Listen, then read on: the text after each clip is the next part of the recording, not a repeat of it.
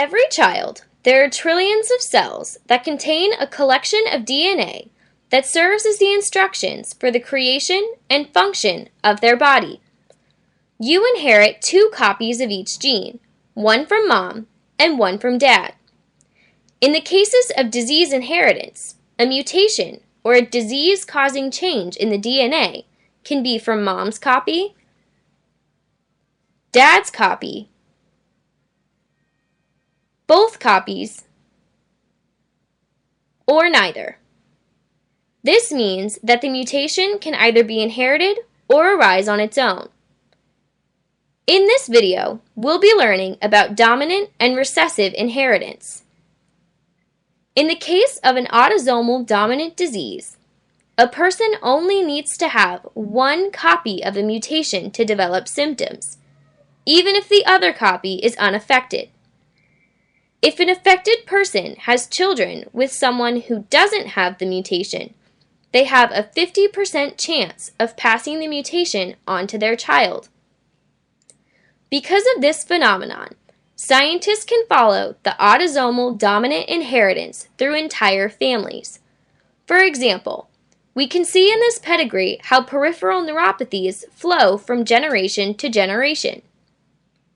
In recessive disorders, a person needs to have 1 mutation on both copies of the gene in order to develop symptoms. But what people don't know is that there are different types of recessive inheritance that you should know about.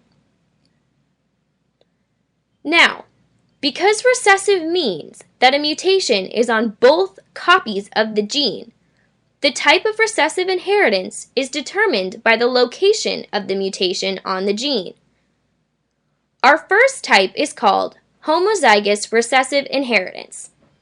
In this case, the mutations are in the exact same place on both copies of the gene.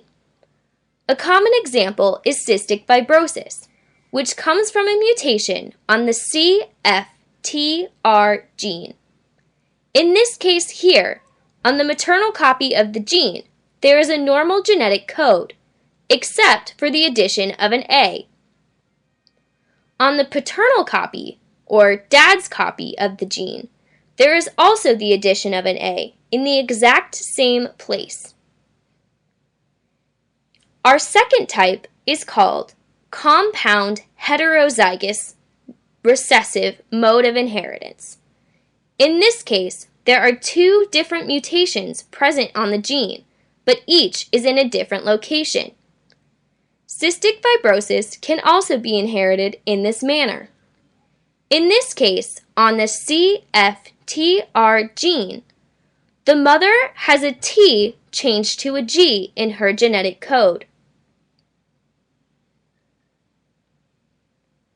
On the father's copy of the gene, there is the addition of a C.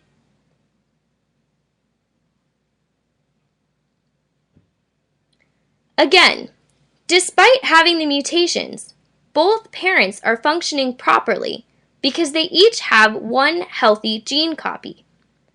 If the child were to inherit the chromosomes with the mutations from both parents, he or she would have 2 mutations in 2 different places on the gene, causing him or her to develop symptoms.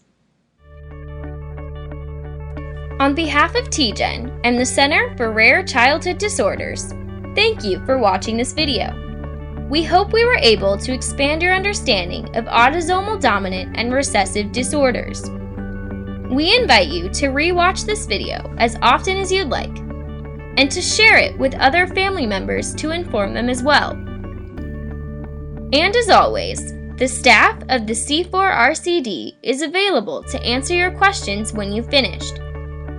For more information about other modes of inheritance and the process of whole exome sequencing, please see the links below.